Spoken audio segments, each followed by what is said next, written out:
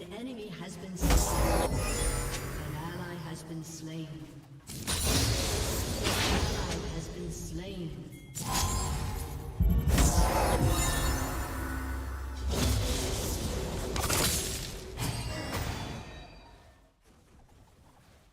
An enemy has been slain.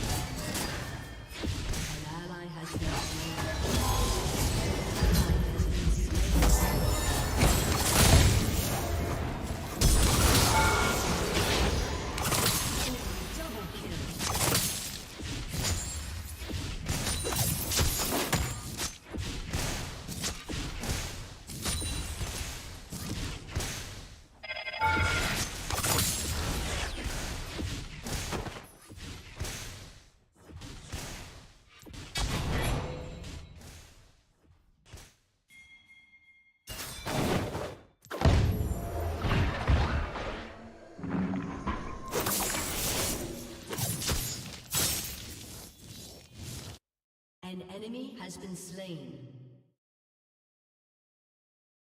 Shut down.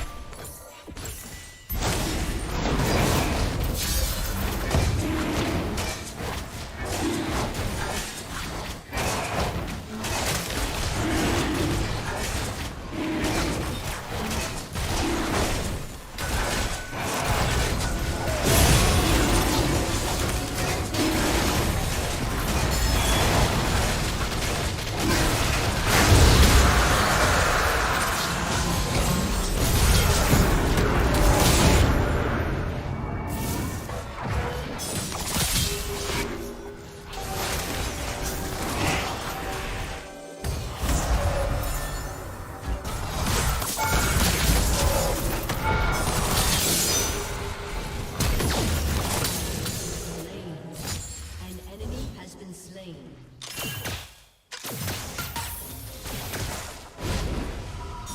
Turret plating will fall soon.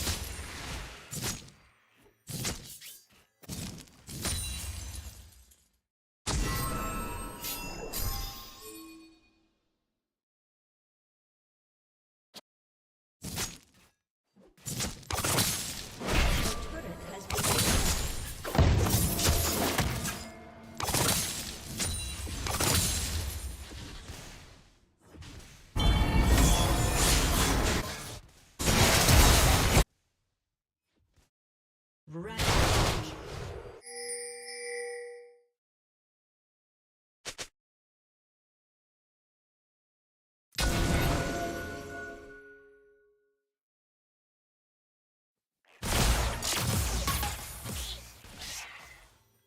Your team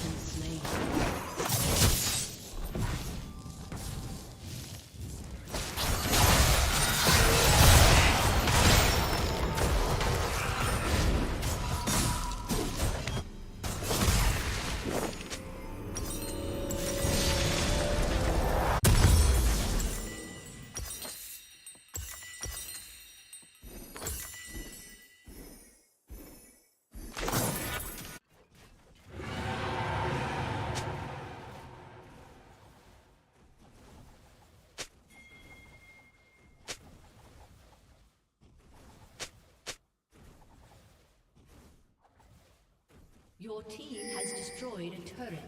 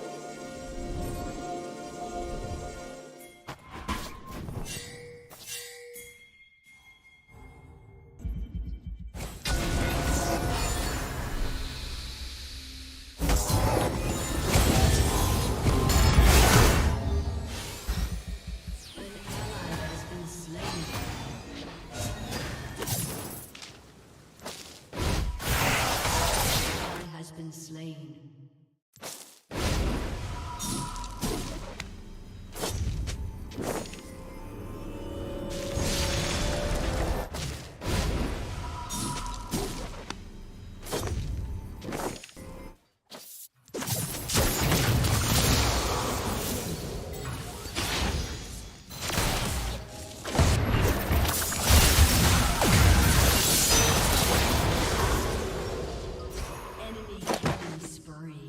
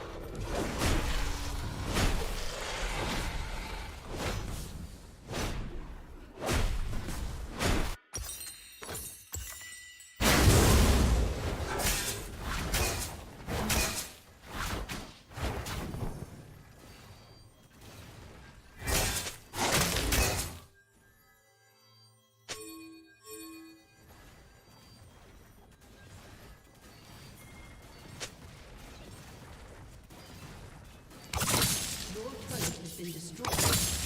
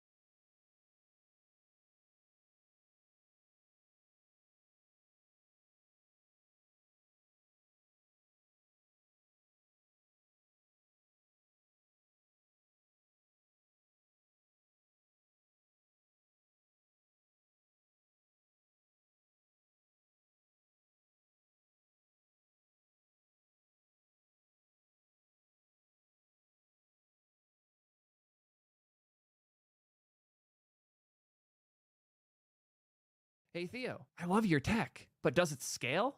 Yeah, it does. But it depends on what you mean by scale. I think scale is one of the least understood terms the more I hear it come up, especially when people ask questions like, does it scale? We're gonna rant a bit about scale because I don't think y'all understand it, and I think we can do better. What even is scale? I personally like to try and think of scale in 4 different buckets. There is the traditional one that we think about a lot, which is number of requests before buckling.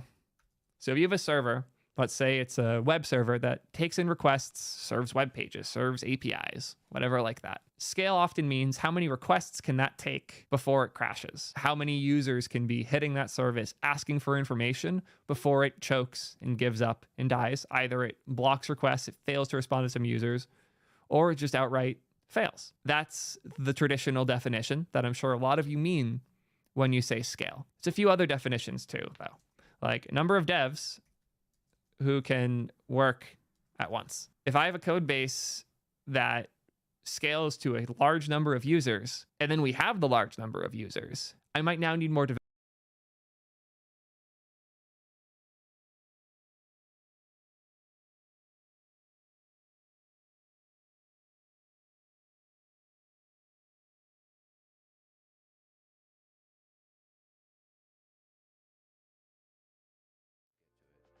There's some suspicion that this was only possible with mass surveillance, like with NSA, for example. First of all, is there any truth to that? And second of all, what do you feel are the pros and cons of mass surveillance? There is no truth to that. And then my feelings on mass surveillance. If there was, would you tell me? Probably not. But Yeah. I love this conversation so much. But what do you feel about given that you said child, what are the pros and cons of surveillance at a society level? I mean, nobody wants to give up their privacy. I say no one wants to give up their privacy, but I mean, I used to have to get a search warrant to look inside your house. Yeah. Or I can just log onto your Facebook and you've got pictures of all inside your house and what's going on. I mean, it's not, so people like the idea of not giving up their privacy, but they do it anyways. They're giving away their freedoms all the time. They're carrying watches that gives out their heartbeat away to companies that are storing that. I mean, what's more personal than your heartbeat? So I think people en masse really want to protect their privacy, and I would say most people don't really need to protect their privacy. But the case against mass surveillance is that if you want to criticize the government in a very difficult time, you should be able to do it. So when you need the freedom, you should have it. So when you wake up one day and realize there's something going wrong with the country I love, I want to be able to help. One of the great things about the United States of America is there's that individual revolutionary spirit, like so that the government doesn't become too powerful. You can always protest. There's always the best of the ideal of freedom of speech. You can always say "fuck you" to the man. And I think there's a concern of direct or indirect suppression of that through mass surveillance. You might not. Is that little subtle fear that grows with time?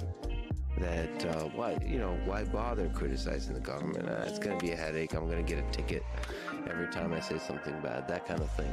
So it can get out of hand. The bureaucracy grows, and the freedoms slip away. Because that's the criticism, right? I completely see your point, and I agree with it. I mean, on the other side, people criticize the government of these freedoms, but I mean, tech companies talk about destroying your privacy and controlling what you can say. I realize they're private platforms, and they can decide what's on their platform, but they're taking away your freedoms of what you can say. And we've heard some things where maybe government officials were in line with tech companies to take away some of that freedom, and I agree with you. That gets scary. Yeah, there's something about government that feels, maybe because of the history of human civilization, maybe because tech companies are a new thing, but just knowing the history of abuses of government, there's something about government that enables the corrupting nature of power to take hold at scale more than tech companies, at least what we've seen so far. Yeah, I agree. But I mean, we haven't had a voice like we've had until recently. I mean, anyone that has a Twitter account now can speak and become a news article. You know, my parents didn't have that voice. If they wanted to speak out against the government or do something, they had to go to a protest or organize a protest or, you know, do something along those lines. So, you know, we have more of a place to put our voice out now. Yeah, it's incredible, but that's why it hurts, and that's why you notice it when certain voices get removed.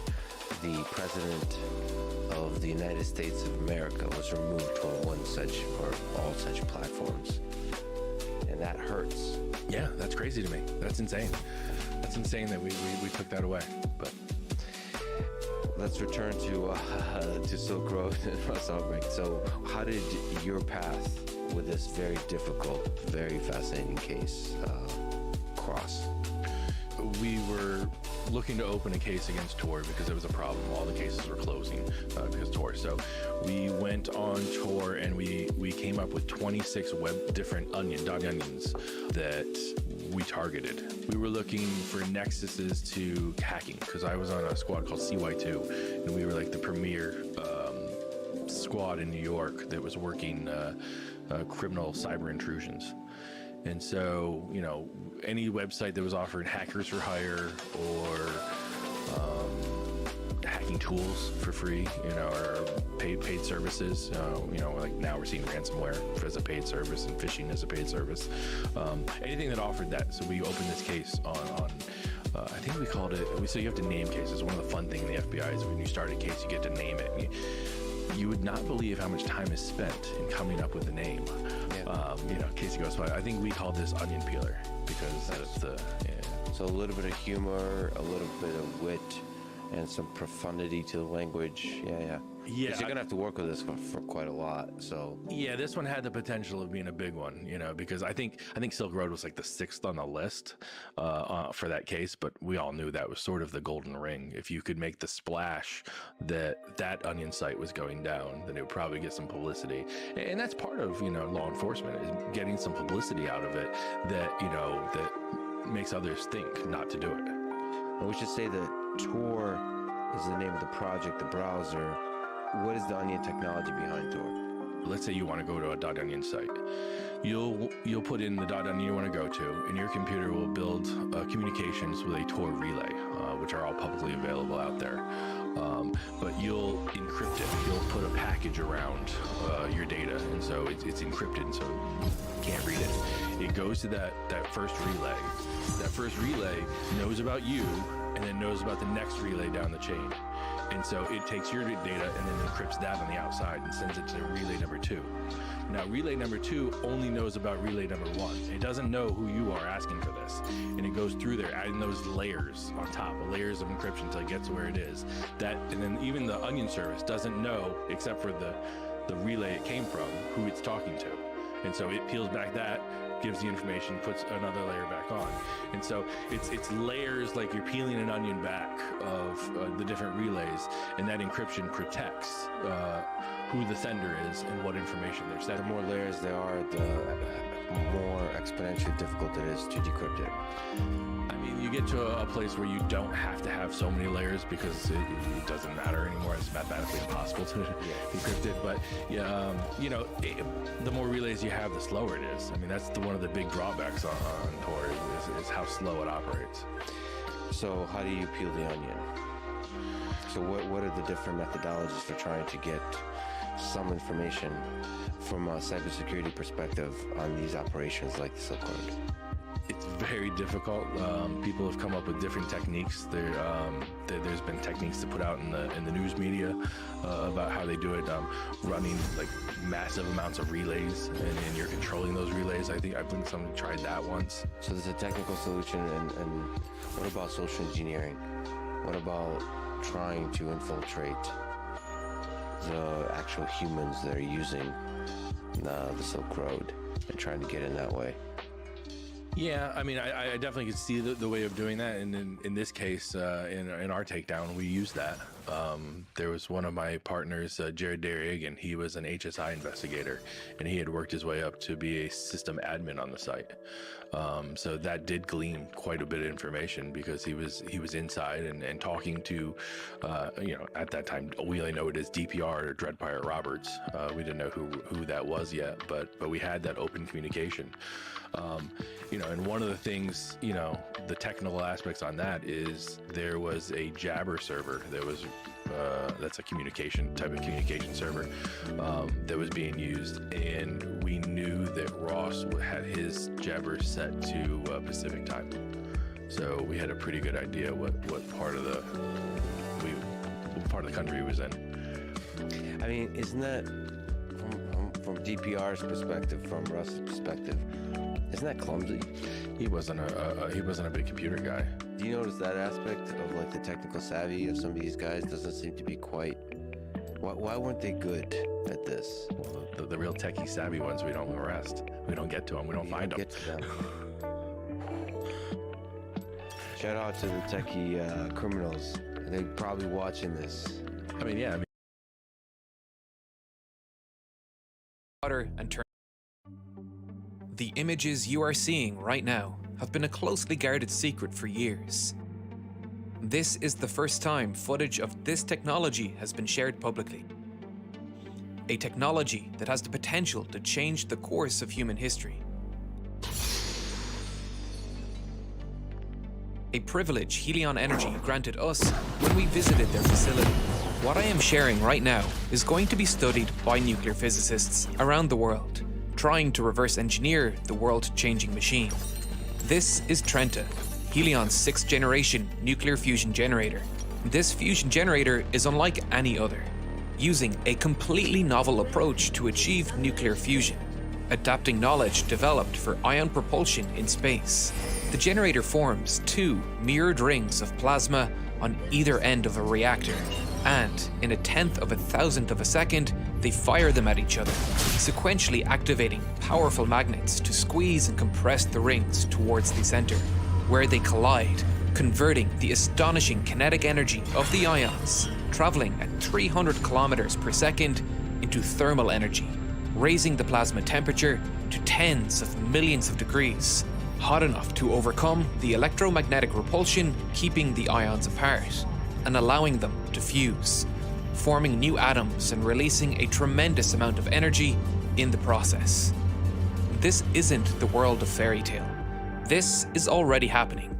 I watched the bright pink flash of fusion multiple times inside the control room of Trenta, safe away from the gigawatts of power surging through the capacitor banks of the reactor. It became mundane pretty quickly, to the point that my reaction to the feat became oddly subdued.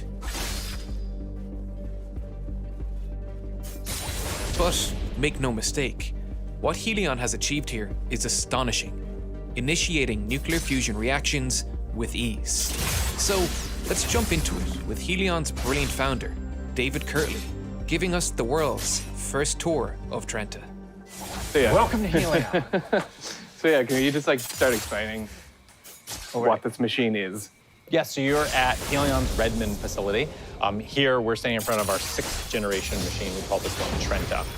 This is the 6th generation of machines that form, merge, and compress fusion plasmas, fusion conditions, doing fusion. Like we're looking at this end of the machine, but it's mirrored on that end. Can you explain why you do the pulse reaction towards each other? Yeah, it's a great question. The fundamental concept of how these systems work is unlike most fusion. In here, we inject a fusion target. We call this one a field reverse configuration. Then using pulsed magnetic fields to very high pressures, we compress that fusion plasma up to fusion conditions. One of the challenging parts is how do you get that target, that initial fusion fuel, into the compression chamber and do it in a repeatable, symmetric, high energy way.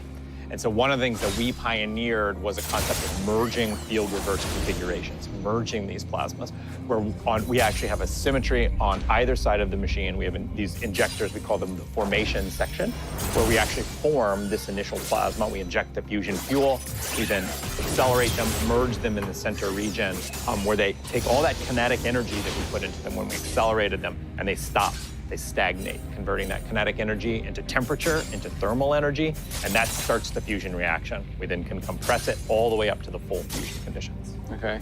And the actual plasma generation happens on this end, right? The plasma generation happens right here, interestingly enough. So over here, we're standing in front of what is called the diverter. This is what happens after the reaction.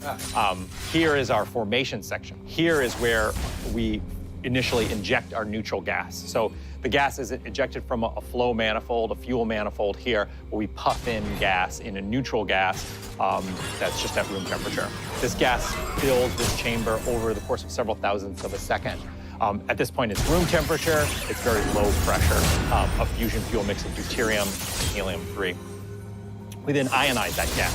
What that means is we start to heat that with a combination of RF and electric fields, which then take the electrons that are orbiting the nucleus and tears them off of the nucleus, forming a plasma, charged particles, positive and negative charges in this area. We then form what is called a field reverse configuration, where what we do is we take magnetic field that's keeping this plasma. This part is ionized. It's, for us, relatively cool. It's about 1,000,000 degrees. But that's still so hot that it can't touch any of the walls without damaging materials. So to prevent that, we have magnetic fields that thread through this entire machine, keeping that hot fuel, that hot fusion fuel plasma off of the walls. But what we do here, which is quite unique, is that we then take that initial magnetic field and by pulsing at very high intensity, over 100,000 amps per coil, we then reverse that magnetic field, trapping magnetic energy in a closed field. This is called a self-confined, self-organized plasma. It's a really unique version of fusion fuel that Helion and very few others do. But what that enables us to do is form a closed magnetic topology, a closed plasma object that we can do things to, we can actually do work on. And so at that point, we now have a closed field reverse configuration in this formation section. We then start to pulse these magnetic field coils at high pressure, sequencing them. And they get sequenced as we go down. We call that peristaltic acceleration, like squeezing a tube of toothpaste. It accelerates that plasma out of the formation section, which had all the complex ionization, gas injection, and all those things, into higher field section. At this point, we've now moved into what we call the acceleration section, or the plasma injector, where literally here, we are now continuing to accelerate this plasma to over 1,000,000 miles an hour, 300 kilometers a second and higher, down the length of the system. But as we do that, we start to compress it already. So as we increase the magnetic field through adiabatic compression, ideal gas law, as you increase the magnetic pressure, the plasma then compresses, decreasing in radius, but increasing in pressure and temperature. So as it's left the formation, it's on the order of several million degrees. But now we start to compress it. We start to accelerate it. And if we've done everything right and sequenced these in just the right way, this plasma field reverse configuration has now accelerated all the way to 300 kilometers a second. It's heated to on the order of 10 million degrees. And then we inject it into the main compression section. You notice here, the bolts, the pressure, everything goes up, because here's where we really do the fusion. If we've done everything right, this FRC that we've injected into the main compression section has met its mate that we made symmetrically on the other side. And what they do is those two collide. Those two plasmas collide, and here's the really important part, they stop. They stagnate, they take all that kinetic energy we added, all that velocity, and we turn that into thermal energy.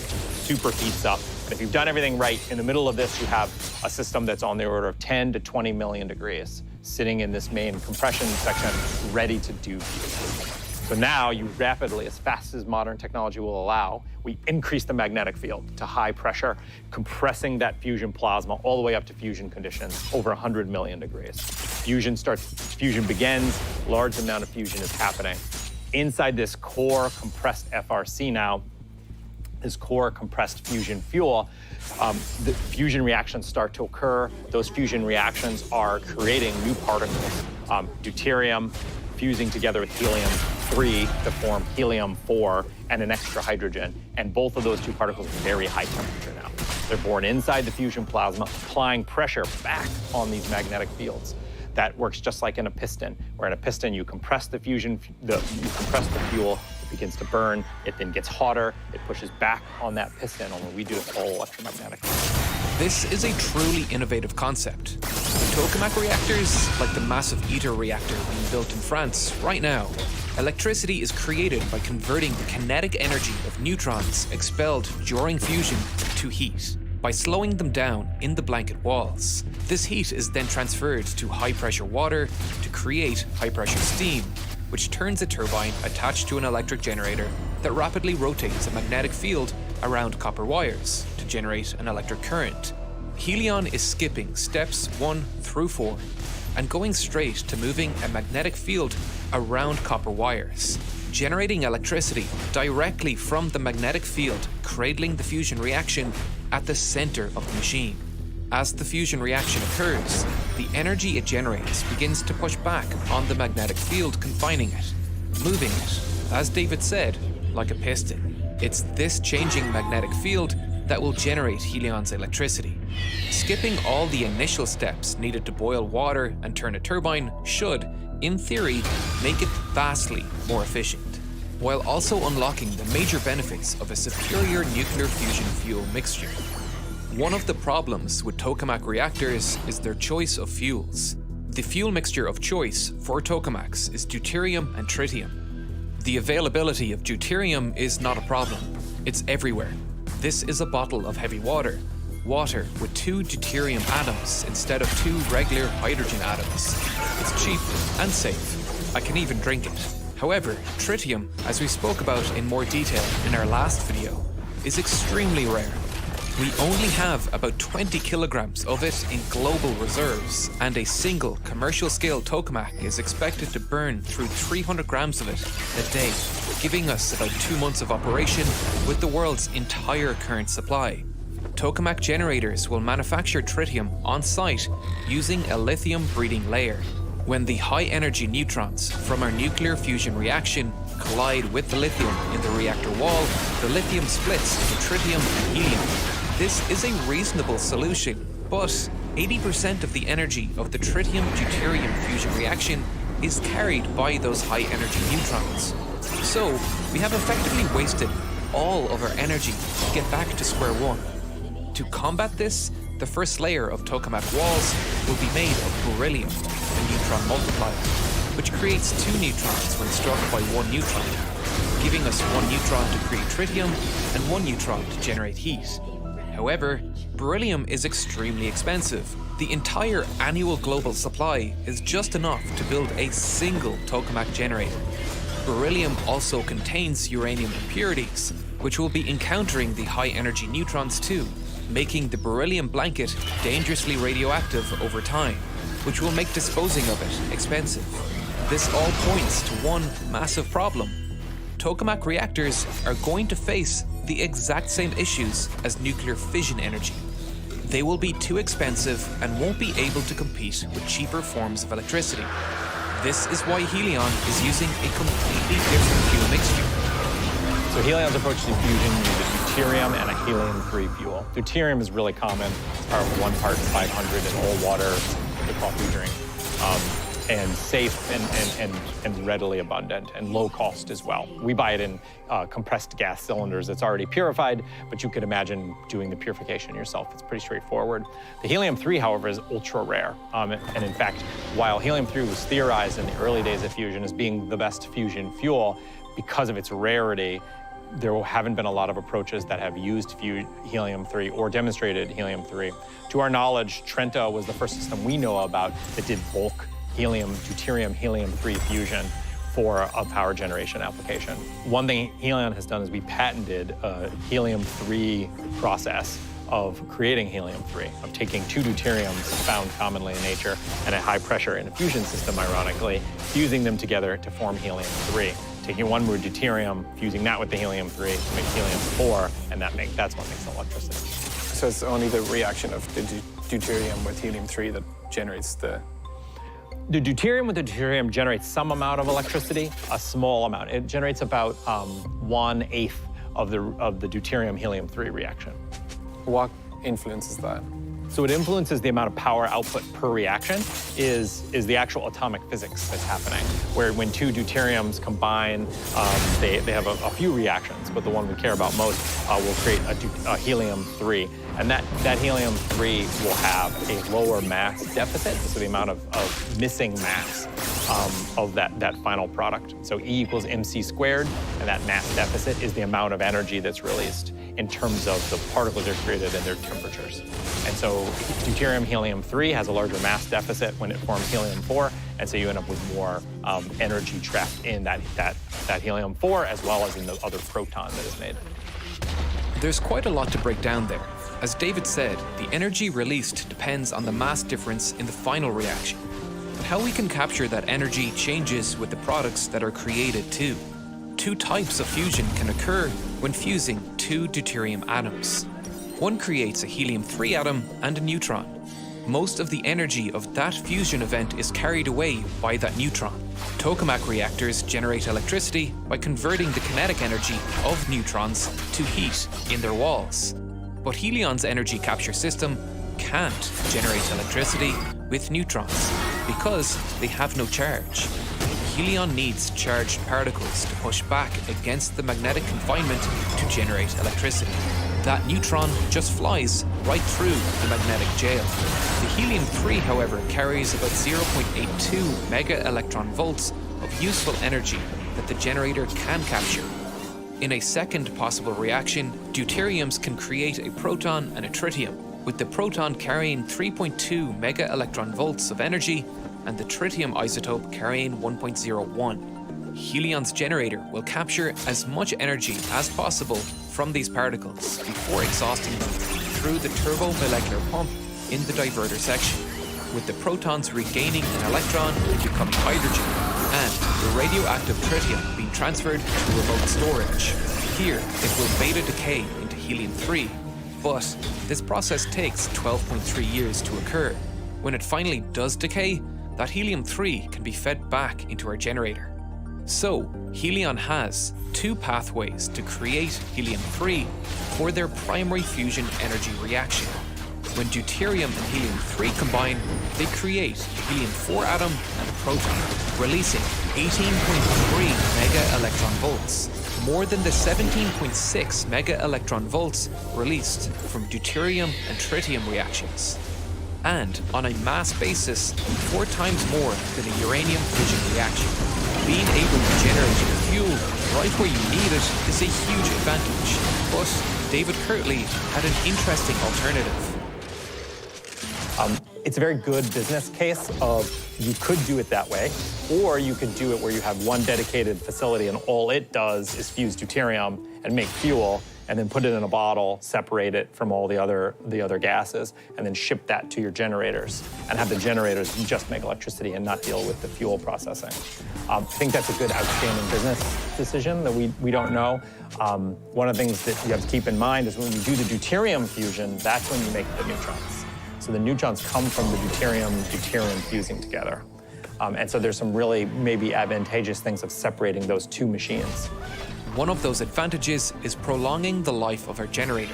The high-energy neutrons from the deuterium-deuterium reaction can damage our generator. This is a huge problem for tokamak generators because 80% of the energy in the deuterium-tritium reaction is carried by the neutron. But the neutron generated when 2 deuterium atoms fuse has 5 times less energy, reducing the damage it can do. However, they are still damaging. If we could design a cheaper, more robust reactor purely to create our fuel products, that could be economically beneficial, especially if there are multiple generators that all need fuel supplies. Replacing one fuel generator that can feed 10 energy generators is a lot cheaper than replacing 10 hybrid fuel and energy generators.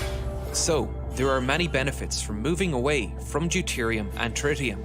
But the deuterium and helium-3 reaction does require higher temperatures.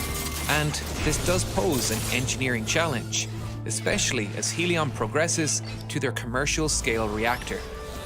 So right now we're building Polaris, their 7th generation system. The goal is that it will demonstrate electricity production for the first time, come online in 2024. The stepping stone between our 7th generation system we're building in Polaris and the 8th generation system is a lot of the engineering around the system. And we want to turn up the power output, the yield even further. We want to make sure we're taking the electricity that we're recharging capacitors with, turning that into 60 hertz AC and putting that on the grid. And then also repetition rate. That's a big one, is that going from operating every few seconds to now operating multiple times a second is another engineering leap we have to make in some of the thermal engineering, structural engineering, and gas handling systems. What do you think is going to be the biggest challenge in making that jump?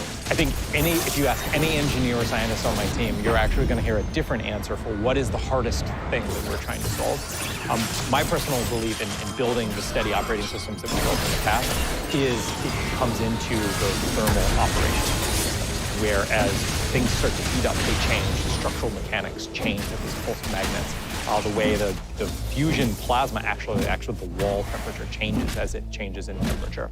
We saw that on our earlier subscale systems, and so we expect to see that on the big scale systems too. And so understanding that, predicting that, and then engineering all the mechanisms in place for that, I think are going to be some of the most exciting engineering challenges that we're solving right now. And so we're hiring those teams to solve those problems right now. Were there any surprising learning moments recently that you've discovered with Trenta? There were some exciting things that we learned on Trenta that were unexpected. We were really worried early that the timing accuracies of merging these two high-speed plasmas over 1 million miles an hour, compressing them, working on getting their alignment, that would be really a tough challenge. And what we found that is, in practice, is actually quite a bit easier than the theory or the basic computation simulations would actually show. That we can, with a lot of essentially freedom, merge these and get really good results that are really repeatable. Some of the things we did find, however, that are a little bit more challenging is as these plasmas got hotter and we got above 10 million degrees and got to the 100 million degrees, what we found is that there's probably some other effects, good effects, where we're producing more fusion than we maybe predicted, but the fusion plasma interacts with the vacuum chamber a little bit more than what we thought as well. And so what we're having to do for future systems is build them just a little bit bigger, about 25% bigger than what we'd originally planned to account for those things. And so there's some engineering iteration that has to happen as we discover the advanced physics and the engineering of implementing these systems in practice. This is another one of the benefits of Helion's system. It's a much smaller generator than other generators like ITER's tokamak, which makes iteration far easier, as larger machines will be more expensive to build, making the capital cost of learning a much larger barrier. Polaris is their 7th generation system, and it's 25% bigger precisely because of the lessons learned from Trenta. The physics of fusion is a new frontier. There are few textbooks to learn from. Helion is helping write the first textbooks, and one of the things they discovered is that gyro orbits are larger than they expected. A gyro orbit is essentially the radius at which those fuel ions orbit around magnetic field lines. It's affected by the temperature and thus the speed of the ions and the magnetic field strength. Helion discovered with Trenta that these orbits are larger than simulations calculated, which meant the ions could impact the generator walls. And given their temperatures, this was a no-go. So, Polaris is 25% larger to account for this discovery. Polaris will also be the first generation to begin capturing electricity, but that's a lot easier said than done, and will need the very latest electronics to work quickly enough. Under Trenta, there are stacks upon stacks of capacitor banks. 90% of Trenta's power goes towards generating the huge currents needed to generate its magnetic fields. The magnets that form and push the plasma forward run at 100,000 amps, while the main compression coils at the center of the machine run at 1 million amps. Drawing that kind of current from the grid is impossible, so Trenta needs a way to store power locally and discharge it quickly to achieve the necessary current.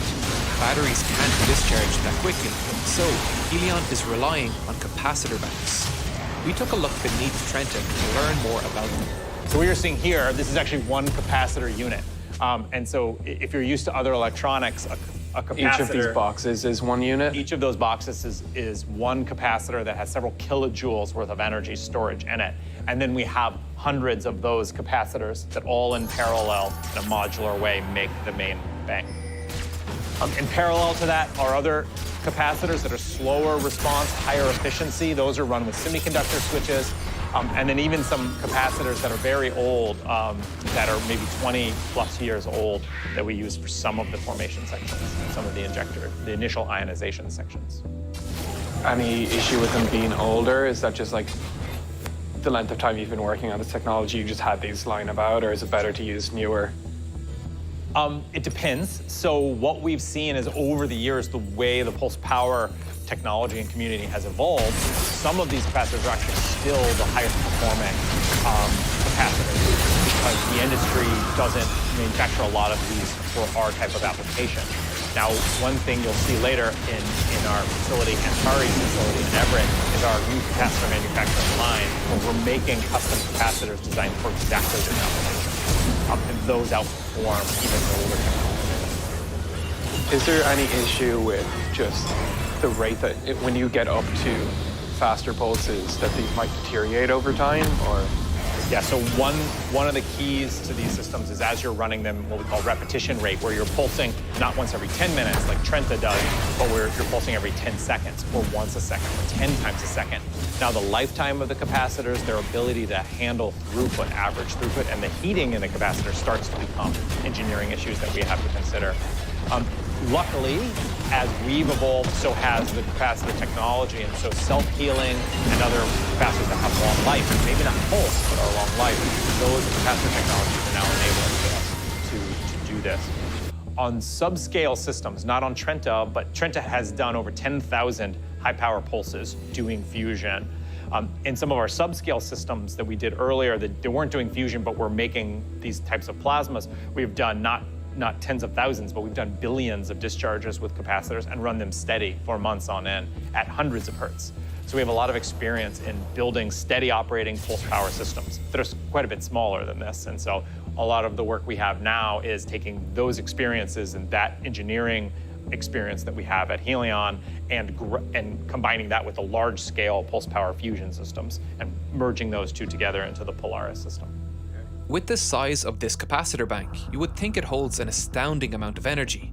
But the total capacity of the bank is just 10 million joules, the equivalent energy of about 22 bananas. Or, in terms of a typical Tesla battery pack, that's 2.8 kilowatt hours, 1/30th the capacity of a typical Tesla battery. However, we aren't expending that energy in an hour. We are releasing it in 100 microseconds. These capacitors release a lightning bolt of current through the machine, gigawatts of instantaneous power. But it isn't an uncontrolled burst of electricity like a lightning bolt. It's a carefully controlled orchestra of switches, releasing and controlling this much electricity with a microsecond precision simply was not possible when the concept was first envisioned. Within those 100 microseconds, thousands of operations occur across the machine. Each row of electromagnets along the machine need to activate 300 nanoseconds after the previous. They need to trigger just as the plasma passes by, traveling at millions of kilometers per hour, to push it even faster towards the center. That would be impossible without modern-day microprocessors and fiber optics. And even then, Helion needs to factor in the speed of light through the glass fibers, the time it takes for a current to propagate through a tiny semiconductor switch, and account for every other delay in the system. Legacy electronics simply have too wide margins of error to account for those delays properly. Without fiber optics, those millions of amps traveling through the system would induce currents in other parts of the machine and create misfires. What Helion is doing right now is astounding. The sequence of events to cause fusion in this machine is a delicate symphony of electronics, pushing two plasma rings into a violent collision and catching that collision in a magnetic trap in the center, which proceeds to shrink until the ions trapped within it have nowhere else to go but to fuse, overcoming one of the universe's strongest forces to create new elements in the belly of a man-made machine. But Helion isn't done.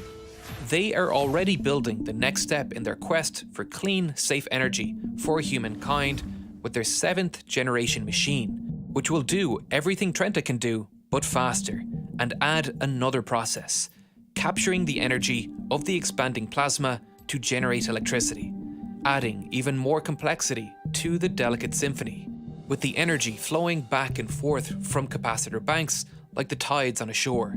And hopefully, if all goes according to plan, each turning of the tides will push a world-changing electricity source onto our grids.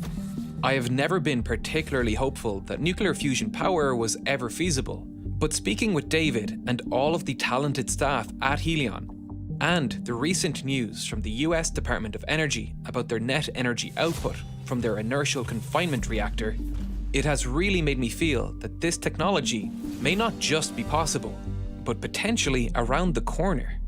We shot hours of footage at Helion, and cutting it down into a cohesive and entertaining YouTube video meant that a lot of interesting information was left out.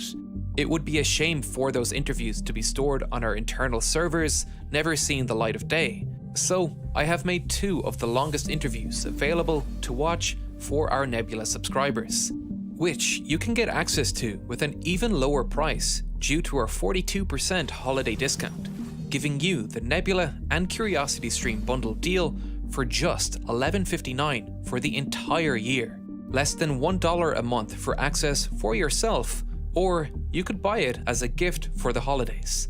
The full uncut tour of Trenta and our standing interview with David Kirtley are both available on Nebula right now. We are aiming to do many more documentaries like this in 2023, visiting companies working on radical new technologies and interviewing their engineers, and we simply would not have the budget to fund a production like this without Nebula. Our spin launch documentary, which occurred over multiple days and in 2 different states, requiring gear rental, hotels, camera operators, editors, animators, and more, ended up costing around $30,000 to make, a price we simply could not afford without your support on Nebula.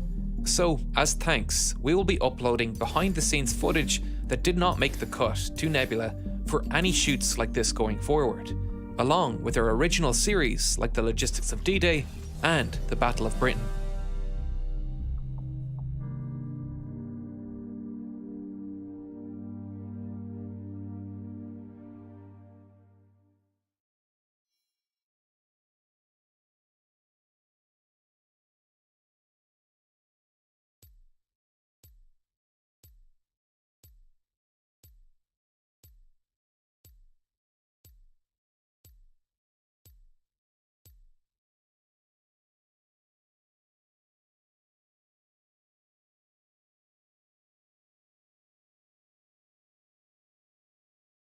You were getting the low-hanging fruit. I mean, you're getting the ones that can be caught. I mean, they, you know, I'm sure we'll talk about it.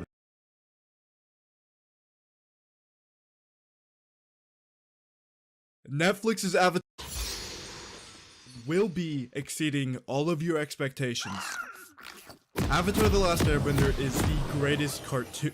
No, wait. I'll say it. Avatar: The Last Airbender is the greatest TV show of all time. Even though its target demographic is 8 to 11-year-olds, it's time and time again shown to be relevant and almost life-changing to all ages. I myself have made over 100 videos talking about this series. Even its most complex themes, such as the air nomad genocide and the battle between destiny and free will, are just so beautifully explained that just about anyone can understand it. This show just hits extremely hard in so many different areas, so it's no wonder the majority of people are extremely worried about what Netflix is going to do with the show they grew up with and care so much about. With one of the largest budgets ever seen in a TV show, coming in at $130 million, an award-winning VFX team, and countless great actors, and a showrunner known for making good shows. And arguably the most important factor of all, everybody working on the series is a huge fan of the original and is committed to doing the original the justice it deserves. So it's safe to say, at the very least, that this show is in good hands. And I understand a lot of you still don't believe me, so if you will, just give me your time for the next however many minutes this video is, and let me explain to you why this show will exceed all of your expectations. But before we get into that, here is a quick word from today's sponsor. belief, live action anime does and can in fact work, and has worked many times in the past. Despite everyone believing that Netflix has failed on every single live action adaptation that they've attempted, it's actually not true. Of course, stuff like this exists, and that's just inexcusable, but there are gems out there, such as Alice in the Borderland, which of course was a manga and then anime and now a live action TV series that is scoring higher than the anime counterpart. The reason why live action anime is typically bad is because they are trying to condense this long thought out franchise into a 2-hour or less movie. For example, The Last Airbender live action, Dragon Ball Evolution, Death Note, and many more. Avatar is not considered good because of its super intense story, or even an entirely original take on the Chosen One storyline. The reason Avatar is so good and so loved by so many people is because of the attention to detail that the creators and everybody working on the series gave it. The concept of 4 nations and each nation having an element is relatively simple, and has been done many times throughout fiction. What makes Avatar special is how it's done. Each nation not only has an element, but also a martial art attached to it. And yes, a real world martial art. So you guys can kind of see where I'm getting at here. Airbenders are evasive, and their fighting style is based on the martial art Bog Rajang. Earthbenders are stiff and strong. Their martial art is Hungar Kung Fu. Waterbenders are fluid and go with the flow. Their martial art is based off of Tai Chi. Firebenders are swift, sharp, and have direct movements. Their martial art is based on the Northern Shaolin fighting style. The original creators got so deep into this that they even made a lot of the animators get a basic understanding on these martial arts in order to make their series better and have more accurate movements in the animation.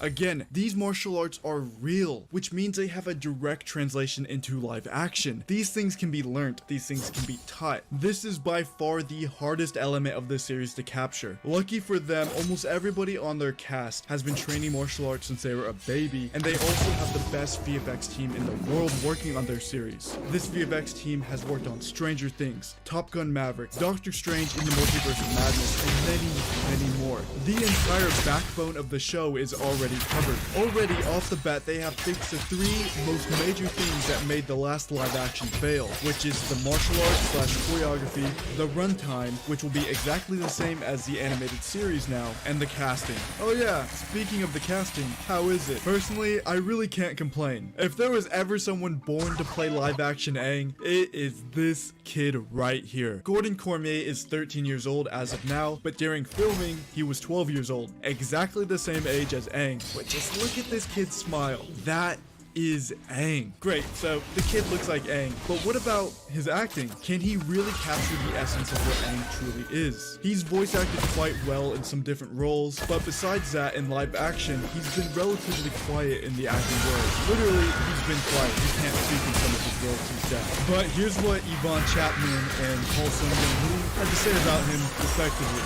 I would like to take a moment just to gush about the lead that we got Gordon to play Aang.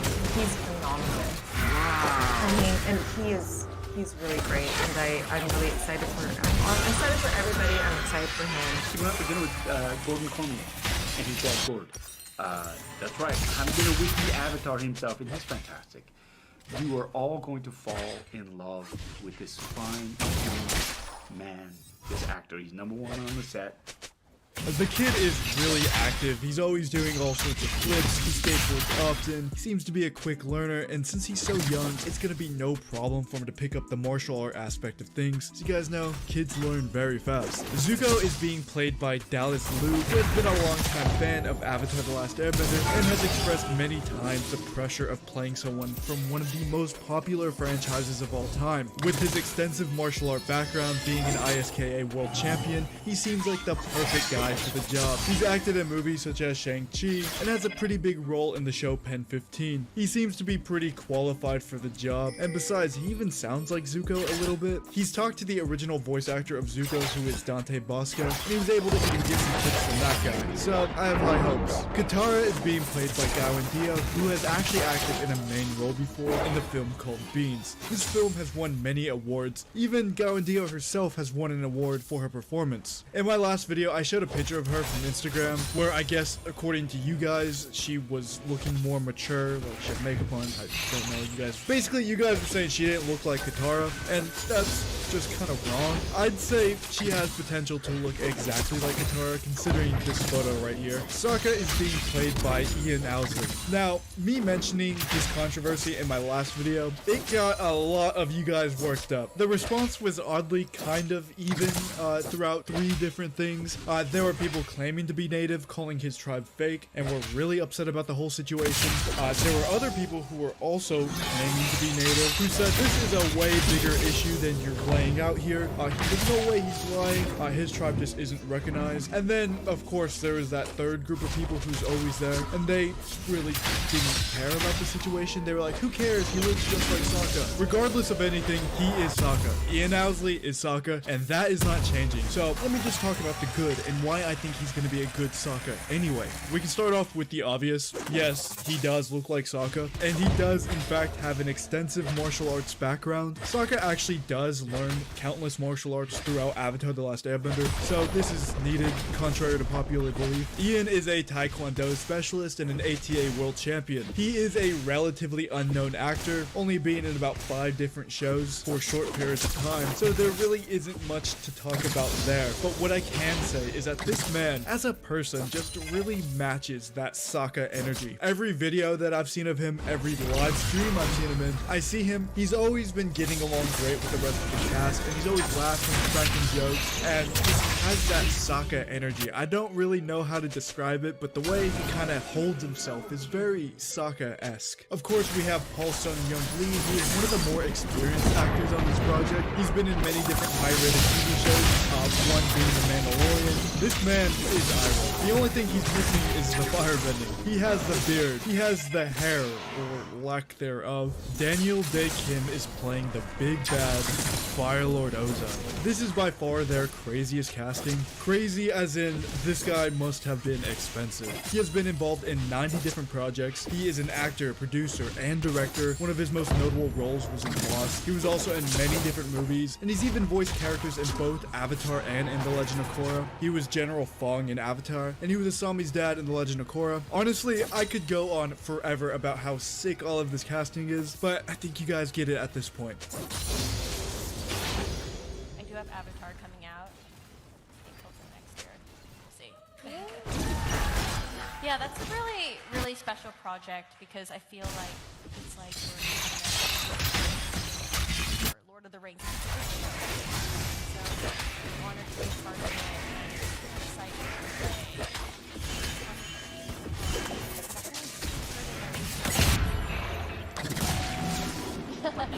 For those of you who don't know, that is Yvonne Chapman, and she is playing Kyoshi. But what she just said right there is the reason this show has such a massive budget. I don't think a lot of people understand how big Netflix is going on this one. If you think this is going to be a throwaway like their Death Note movie or that Cowboy Bebop series, you are highly mistaken. Netflix, let alone anyone, just doesn't throw around this kind of budget at a project that's going to flop. There are few shows in history with this kind of budget. Game of Thrones has the exact same budget, The Mandalorian had a similar budget, and there's only 2 shows ever that had a higher budget than Avatar, that being Rings of Power and Stranger Things. And if you're still not convinced Netflix is taking this seriously, here is what the head of Netflix US and Canada had to say about the Avatar live action. It's pretty special. Just as an IP, it's very special. Something like The Sandman, and we want to handle it with deft hands for fans, and also to bring new life to it in a way that both honors the original and celebrates its new iteration. It's a stunning spectacle.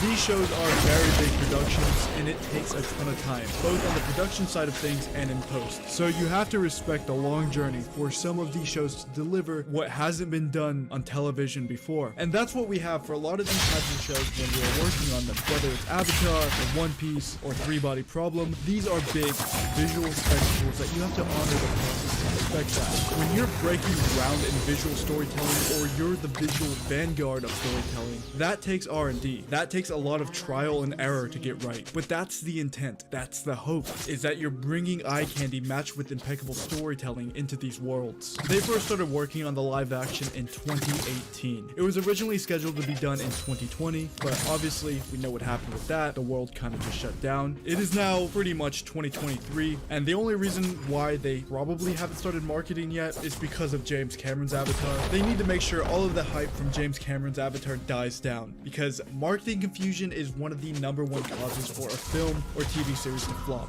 Alright, hopefully if you made it this far, I changed your minds, or at the very least, gave you a little bit more hope for the Avatar live action. This will probably be my last Netflix video for the rest of the year, unless something huge happens, which I don't think it will. Thank you guys so much for watching and making it until the very end. Hopefully I see you guys with another video before Christmas time, but if not, I'll see you guys in the new year.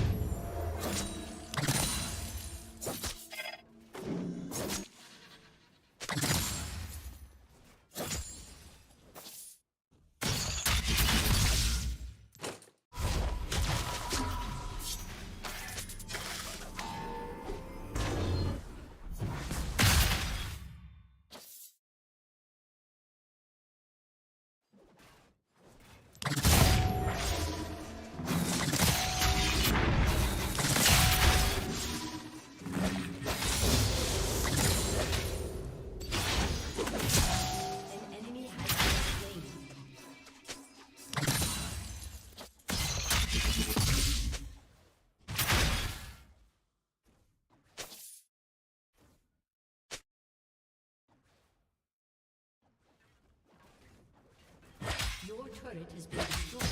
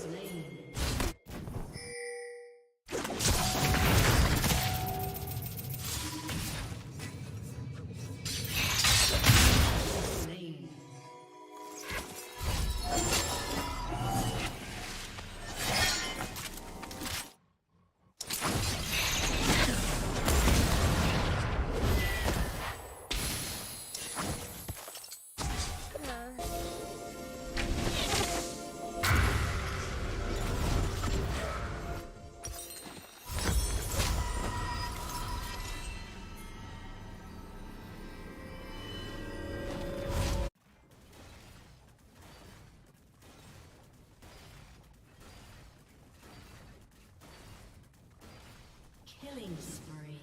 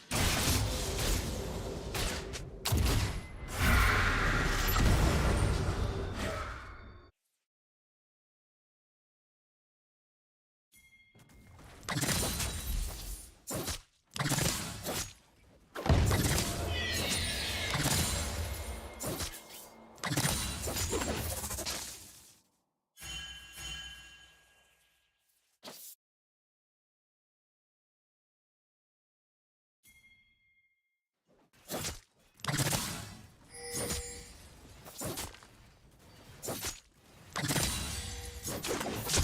has been slain.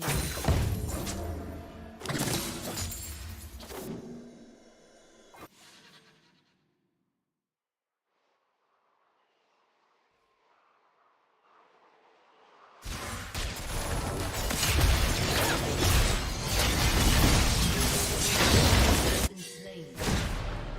Ally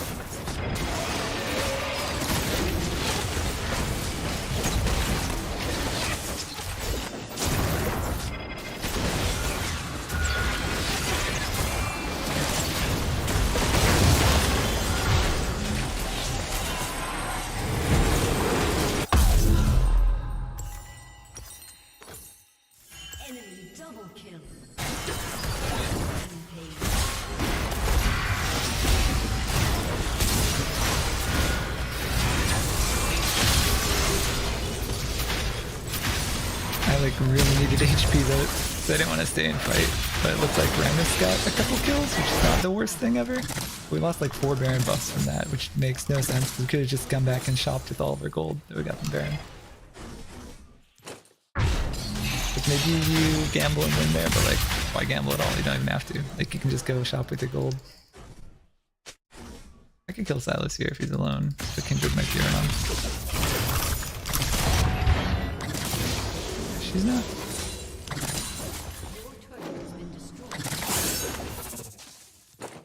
Wait, it's Kindred top what? What? Do they have anybody here? Just Caitlyn?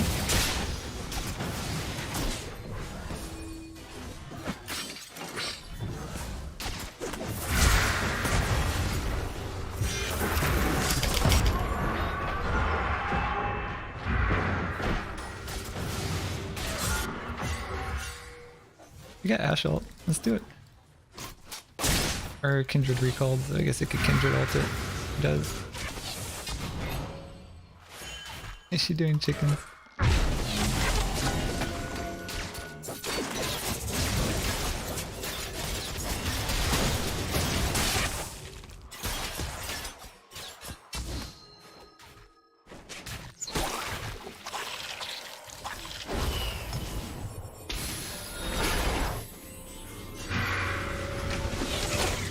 Ash ult, ult. What? What's she holding on for? It's super short cooldown.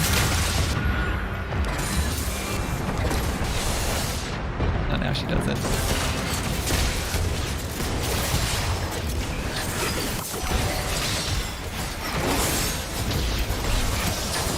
Oh, so bored.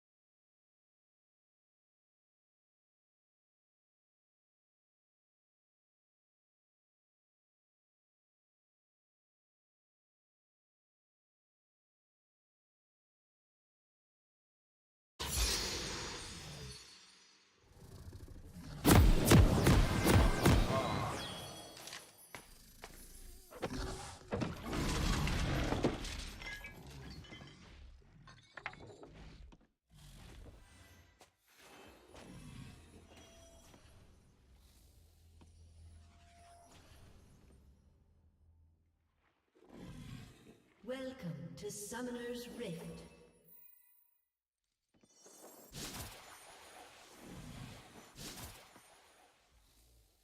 "30 seconds until minions spawn."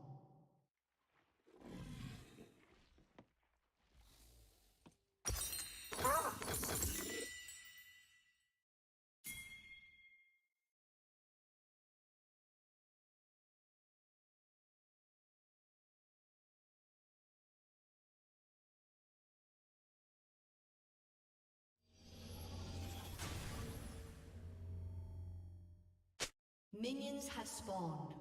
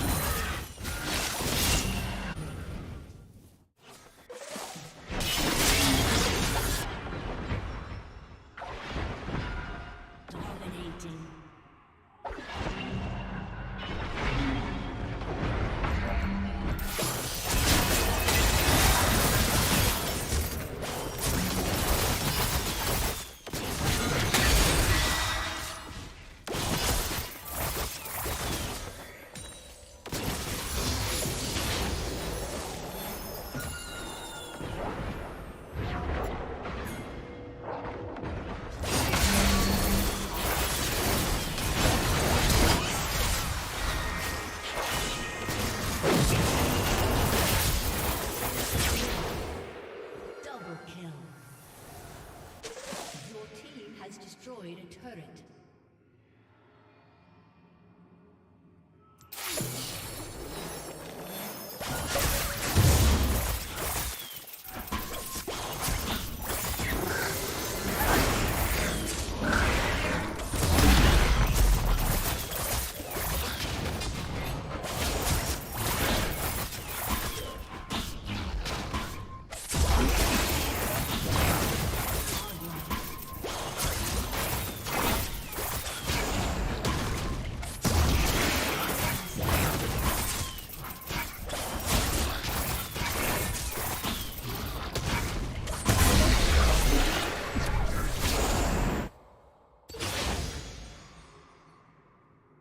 Legendary. Enemy killing spree.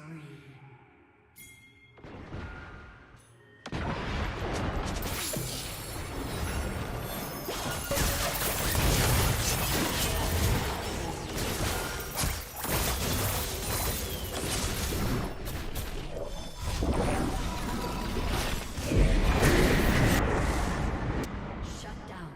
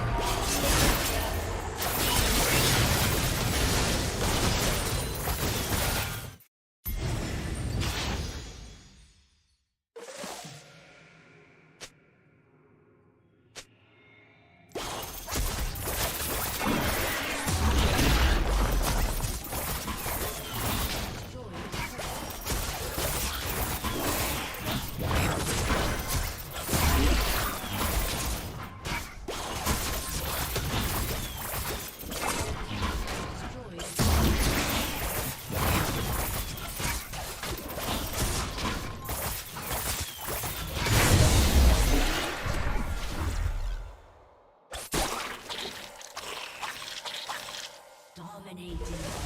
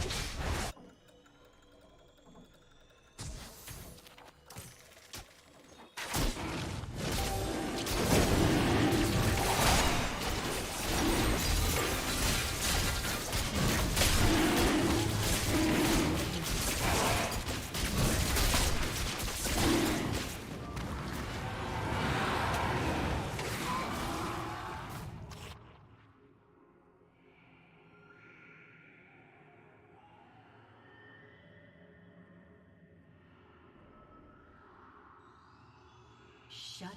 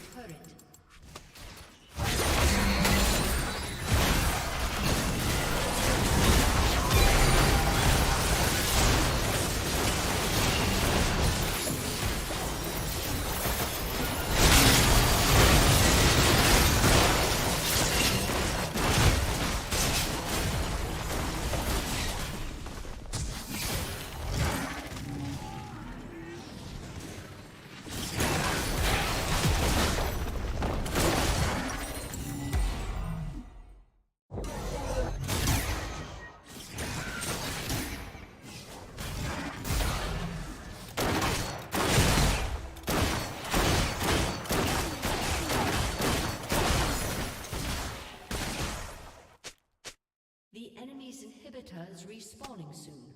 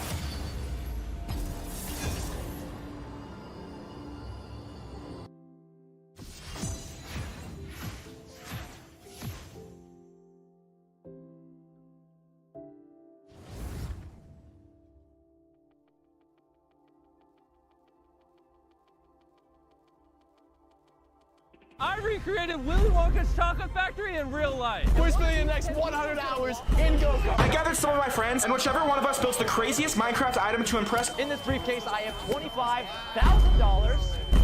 There are 10 YouTubers and we're playing Squid Game. Here's one of my favorite YouTubers, Ryan Squid. That's Mr. Beast Island. Hey son, does this give you a headache? Me too. Let's talk about that. I feel like YouTube is kind of like cable TV now. It's boring as hell. It's formulaic, algorithmic, soulless. Massive productions and sets are used as replacement for like actual entertainment. Everyone acts like the same guy, and you know what? I think you can blame this all on Mr. Beast. Yeah, that's right.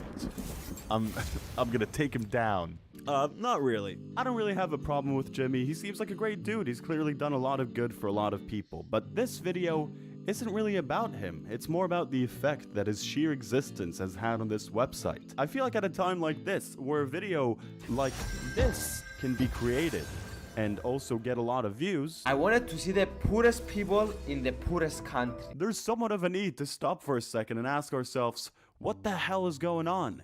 How did we get to this point? Let's go back a few years ago. Jimmy Beast, founder of Beast Burger, Beast Trees, Beast Chocolate, had a very grassroots start on YouTube. He used to make videos commentating with COD gameplay running in the background, talking all about his his Crohn's disease. I wasn't really a follower of him back then. These videos were pretty cringe, as any up-and-coming YouTuber's videos usually tend to be. But what set him apart really early on from any other YouTuber around him is the fact that he actively, more actively than anyone else, tried to really understand the YouTube algorithm. I'm sure a lot of people remember these streams that he did when he used to just go and say a certain word 100,000 times. It's pretty obvious now to see why these videos were so successful. A, it's pretty funny seeing a guy doing something like that to himself for no other reason than just for our entertainment. B, algorithm. Around the time that he started making these videos, the YouTube algorithm was really pushing stuff that had insane watch time. And an 11-hour video of you counting will essentially do just that. It will have a shit ton of watch time. Jimmy built his business very gradually, using every penny that he made from those videos to make his own content bigger and, according to himself, better. Now he has channels in multiple languages, a few businesses, and he's ranking in millions and millions of dollars. He's more than just a person now. Mr. Beast is a corporation.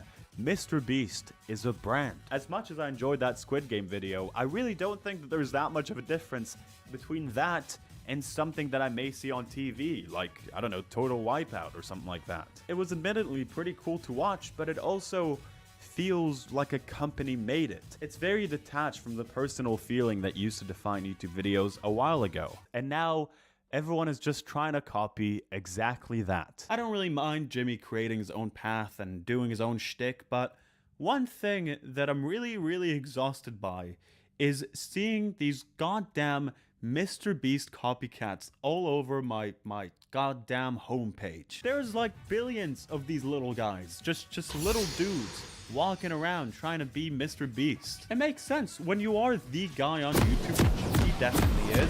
One thing that will always happen is that people will just try to do what you're doing. And Jimmy has made it easier than anyone else to try and do just that. One of the differences between Mr. Beast and other the guys on YouTube is that back in the day when you'd ask one of these YouTubers how did they manage to do what they've done, how do they get to their point, they'd give answers that would be kind of shit. Oh, you know, man, it's all about believing in yourself. It's all about not worrying. You don't need to worry about the algorithm. You just gotta be yourself. You gotta stay true to who you are. What are you even talking about? I'm in my early 20s. Do you think I know who I am? What do you want me to figure that out now, like on the spot? What are you even talking about? Get out of here with all your being nice and supportive and all that, you scumbag. What if I don't have a personality and I want to be really popular and have loads of money and fame? Mr. Beast is actually quite helpful in that regard. He does a lot of interviews where he actually says what he did and like the steps to achieving what he's done. But the problem is that because Mr. Beast has reached this level of popularity that has just surpassed anything that has ever happened on YouTube. People just take every single word of his as gospel, like they're getting advice from Jesus Christ himself. You get this situation where people, instead of hearing what he has to say and like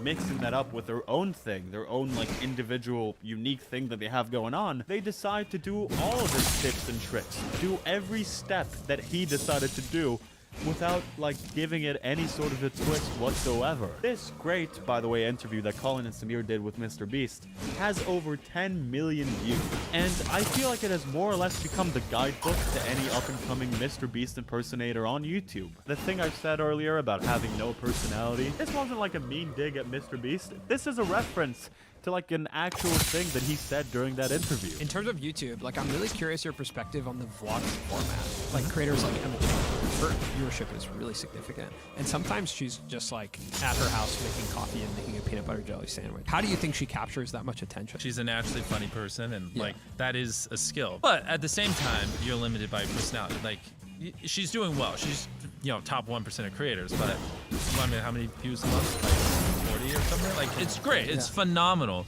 But it's like, she's tied down to her personality. If you don't like Emma, then you're not going to watch her videos. You know what I mean? This statement is so fascinating because I just think that it explains a lot. I mean, just think about it. Being tied down or limited by personality. You can get really big on YouTube with a strong personality, but according to Gimme, at the end of the day, it is sort of a glass ceiling. I don't think that this is him trying to be mean to Emma in any way.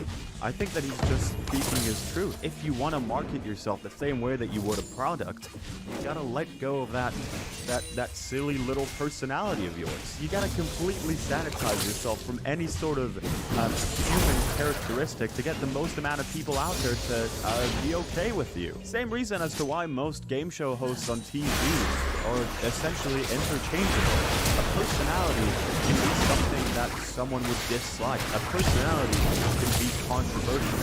If you just act like a YouTube-made robot, it's a pretty safe bet. How would you describe Gimme Beast? Like, what would be the characteristics that you would assign to him? How much do you actually know anything about how he acts? I'd say that he's loud, I guess. He shouts quite a bit. I recreated every single step from Squid Game in real life. He's charitable. Everything you can fit in this circle, I'll donate to your charity. I don't know. It's really difficult to think about that. He did a very good job when it comes to differentiating between Mr. Beast the product and Mr. Beast the human being. That is a lot of trouble, because the product of the video is your personality. Well, yeah, because if you're depressed or you're going through stuff, you know, it's harder to make videos, you know what I mean? He's right, genuinely. I mean, seeing this, I can't help but think about this no eating video that he made. Sure do have a lot of opinions about that one. I think that was a bold choice of a video to make. Man. I am not eating any food for the next 30 days. Mr. Beast decided to undertake this challenge where he doesn't eat anything at all for about 30 days. Ended up doing 14 at the end. Putting this challenge and my problems with it aside for just a second, because I'm going to be talking about that later on in the video. This thing offered a pretty interesting look at Jimmy's life, and it's pretty crazy. I hang out with so many YouTubers who do so many things,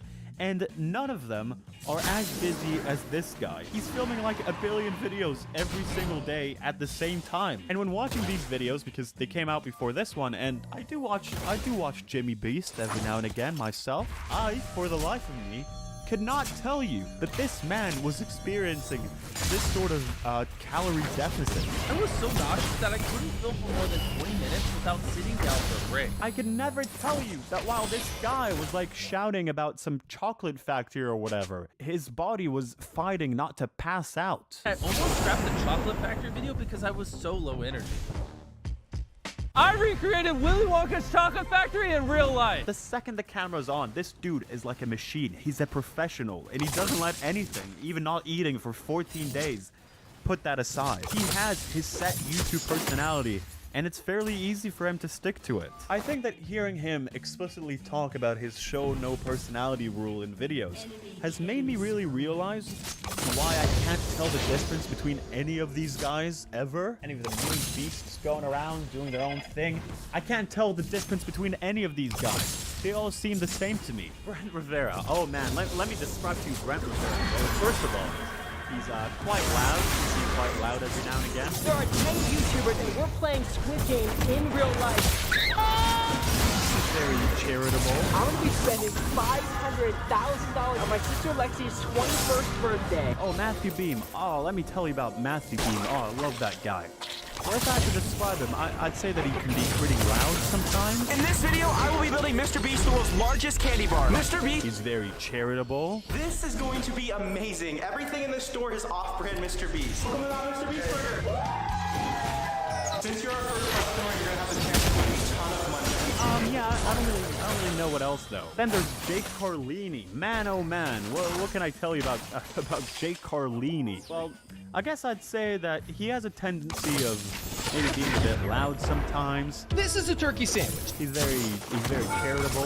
Matthew Beam has been dominating YouTube and recently hit 1 million subscribers. I'm going to build Matthew Beam a custom play button. Then there's Phidias, the guy that did the 100 days in a poor country video. Wow, what can I tell you about Phidias? Well, I guess you could say that, what's the word? He's very, I'm going to bury myself alive for the next 24 hours in order to break the world record. He's pretty loud, but also very charitable. Now listen, I'm sure that all these people have their very own unique and beautiful soul that I just need to get to know them a bit better and explore that. I'm sure that they all have a swirling ocean of emotions and characteristics and interesting things about their past that I just need to get to know. Jake Carlini, are you kidding me? That guy looks cool as hell. All the shit that he can build himself. That's impressive. That's really cool. Matthew Beam, I don't really like his haircut all that much, but I'm sure that he's a beautiful man with a beautiful soul. But hey, you know what's the problem? I wouldn't be able to tell you any of that watching their videos because they all talk like the same guy. They all act like Mr. Beast. Everything in this store is off-brand Mr. Beast. They all act like some weird, emotionless YouTube robot. And it makes me not care about them at all. It's like I'm trying to tell the difference between the minions, but not the main cast, not Kevin, Bob, Stewart, and Otto. Not any of these guys. You can learn a lot from Mr. Beast's success, but that doesn't mean that you literally need to become him. That doesn't mean that you need to wear his own skin and talk like him and walk like him and edit like him. Be your own guy. Off-brand Mr. Beast. There's a phenomenon, again, popularized by Mr. Beast, that in my head, I've always referred to as money.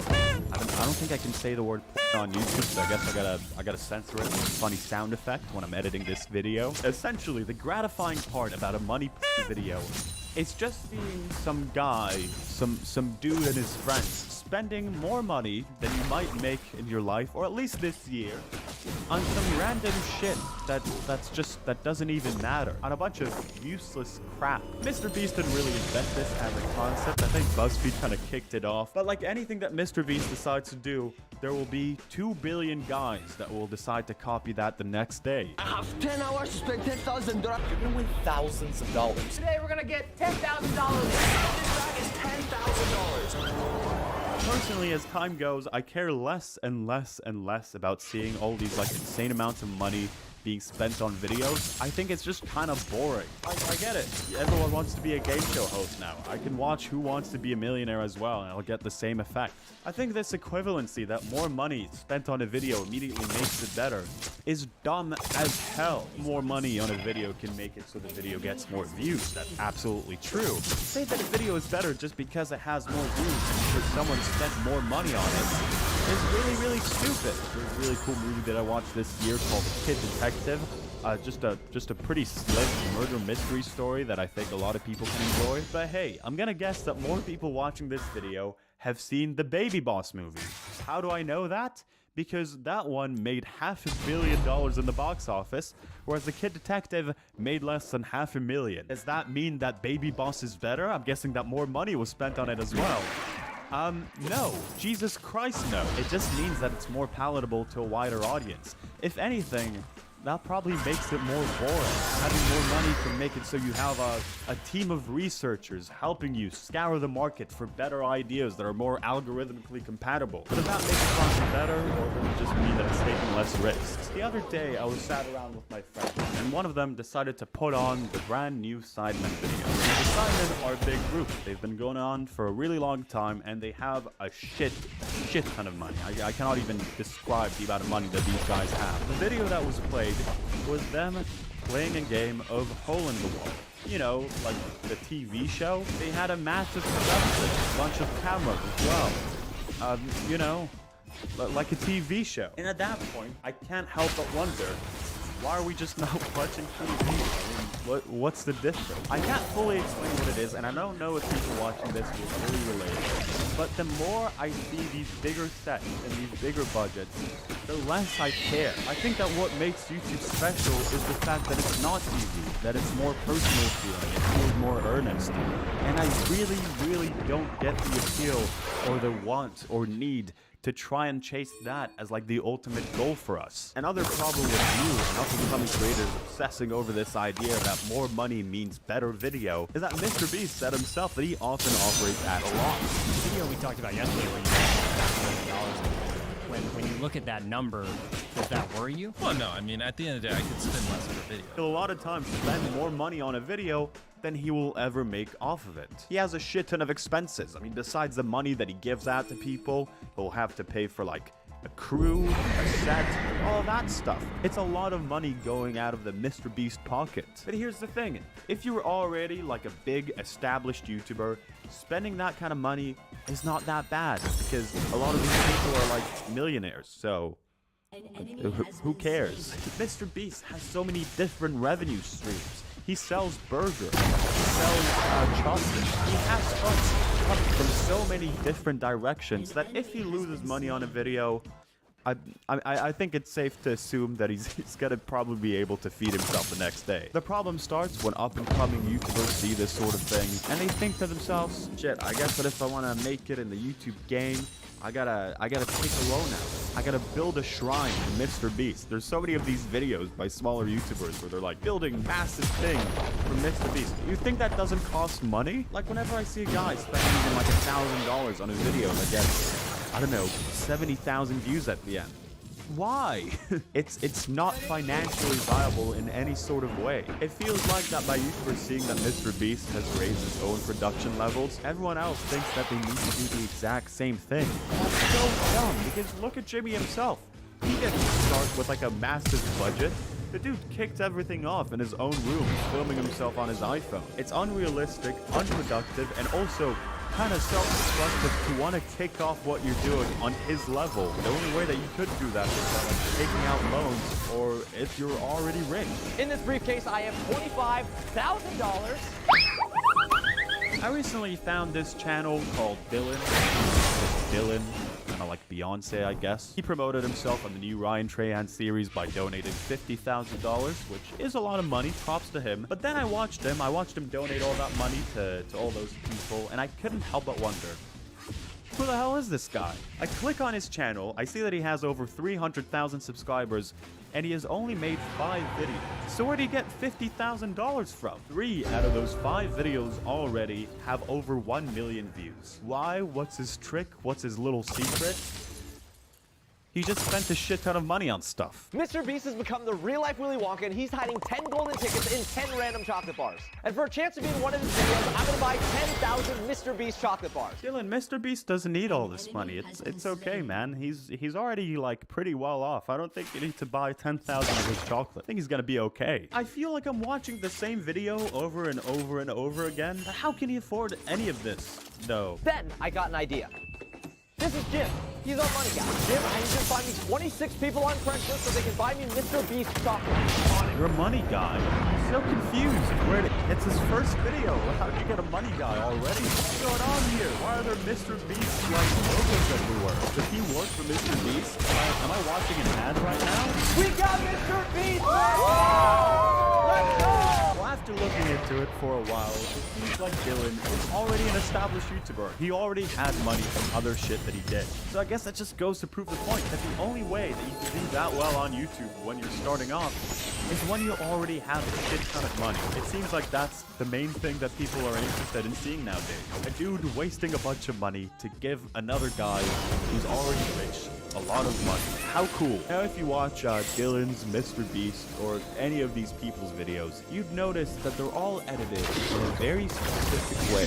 That way being that it's annoying and way too fast. I have 10 hours to get 10,000 in the watch this country. Everyone. That is my son because of a little thing that I like to call retention. It's not me it's the YouTube algorithm, the YouTube analytics that they call it retention. It's one of the most important things when it comes to the YouTube algorithm. It's essentially the metric that states how long people have seen your videos, whether it's average amount of minutes watched or average percentage. The reason as to why it's such an integral part to why your video would get recommended or not makes sense, sort of, I guess. I mean, that should in theory give some sort of an idea to how much people enjoyed your video. I mean, I'm sure they shoot for retention as well.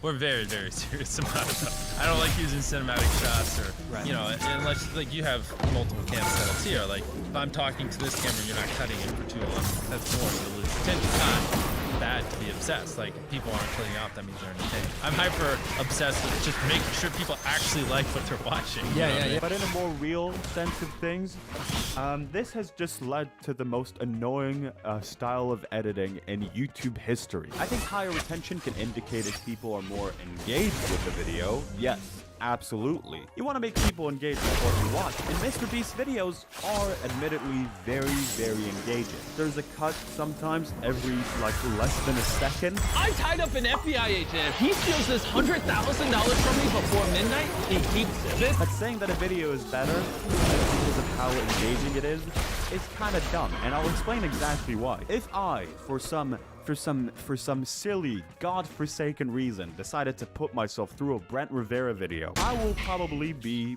engaged. But at what cost? Why will I be engaged? Because his editor puts a sound effect or a cut or a flashing text on the screen every single goddamn millisecond, giving me no chance or opportunity to even look away. So it seems like they like each other. Let's do it. All right, let's go. All right, so we're here with Lexi and Andrew. Hey. So this is John. He's a professional lie detector guy. We're gonna get the truth today. Yeah. Nothing to worry about. Yeah, exactly, right? I fucking hate this.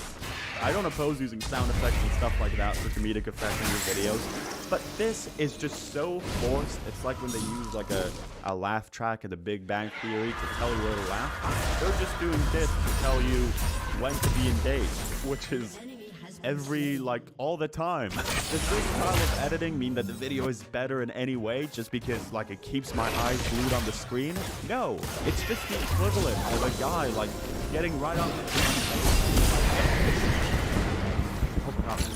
Hey, listen to me. Hey, are you engaged yet? Hey, keep your attention on me. Hey, we're gonna be doing this in 30 seconds. Hey, look at me. Hey, I'm doing this. Hey. I mean, you know, fair enough to Jimmy. I guess he figured out something that worked for him and decided to do that. Do I wish that the Squid Game video would have been edited like in a slightly slower pace, had maybe interviews with the contestants from the game to make me more emotionally invested in what's happening? Yes. It would have been a lot more satisfying if we were allowed to have this actual emotional impact instead of getting a cut every time things started to be a bit interesting. Another video that faced a similar problem but in a different way is Mr. Beast's I Didn't Eat Food for 30 Days video. I am not eating any food for the next 30 days. Whereas with other Mr. Beast videos, I feel very indifferent about them. This one I actually dislike. Here's why I think that retention farming led to a lot of problems with that video. One, despite what the title says, this video depicts 2 weeks out of Jimmy's life when he decides not to eat. But because of the way that this whole thing is edited, it feels more like I'm watching, like, I don't know, an hour of him not eating for 2 meals. This is where we're entering a bit of an territory, a bit of a I don't think he should have done this territory. A bit of a Mr. Beast, what are you doing? Territory. He decided to gamify this whole thing again to keep retention high. What does that mean? It means that every once in a while during this video, Mr. Beast go, step on some wigs, fancy game show looking like room. And because not eating should make you lose weight, that's the thing that not eating may lead to. Every time he stepped on those weights, the number went down, and he would celebrate. He would cheer and celebrate and have such a good time. This is what I currently look like, and I weigh 220 pounds. So I'm down 2.5 pounds in the last day. That's actually pretty crazy. Now, I'm no scientist or an expert on anything, really. I'm just an idiot. But I think that not eating for 30 days or 14 days, which is what he ended up doing, can be a bit dangerous. Body needs food to live and survive. You shouldn't make doing what you just did seem like an easy and like fun little task that anyone could do at home. You shouldn't turn it into a game. Today is day number 6, and for whatever reason, I'm feeling really good. I won't get cocky because I still have 24 days left, but I'm starting to think this is actually possible. Now, I do want to state, Jimmy does mention at a point or two during this video that he is doing this thing with the help of a doctor, and that this shouldn't be attempted in any other way. But because of this user attention going, these mentions are very, very fleeting. A very small part of the video and get swallowed up in the whole context of this game that you're doing while losing weight. I wouldn't be surprised if the original edit of this video may have mentioned that this is a pretty dangerous thing. More times, he may have given it a bit more weight. But because it doesn't actually make the story of the video move forward, he may have decided to get someone to edit it out. I don't think that Jimmy is like Satan for making this video. I don't think that the idea in itself is bad from the get-go. I think this exact same idea could have been done in a way more interesting way, maybe edited a bit more slowly, actually hear what the doctors have to say a bit longer in the video. But instead, we got this thing, a Mr. Beastified version of a documentary. A game show about a guy losing weight by not eating. You guys know the deal. 210.1 pounds. This is Bitcoin this year. The impact that this retention-first mindset has had on YouTube is very, very noticeable. Because like anything, the second that Mr. Beast says it, everyone just does it. Because he's Jesus Christ. He's the Jesus Christ of YouTube. And now there are YouTubers that have taken this advice to such an extreme extent that it feels like retention farming has replaced any sort of form of meaningful content whatsoever. I'm obviously talking about Matthew Beam. There it is! That's Mr. Beast Island! I am certain that Matthew Beam is an algorithm-made human being. Mr. Beast shouts, Mr. Beam shouts more. I gathered some of my friends, and whichever one of us builds the craziest Minecraft item. Mr. Beast doesn't show a lot of personality in his videos. Mr. Beam more. The main thing that I hate isn't even this guy, it's his editing. I think it's so obnoxious. Mr. Beast already has a lot of fast cuts in his videos. So much that, like I said, I feel like it removes a lot of the emotional impact that you get from his content. But with Matthew Beast, it's just on a completely other level. It's insane. It's to the extent that I feel like if I watch his video and I look away for like 3 seconds, I will completely not understand what's happening because he's already moved like 5 different locations. I searched Mr. Beast's Island and found this. There it is! That's Mr. Beast Island! Wow, this is going to be insane. We're gonna be spending the next few days deserted on this island with— 6 seconds have passed. What? How many shots did he have so far? Help us. Our boat driver's literally leaving.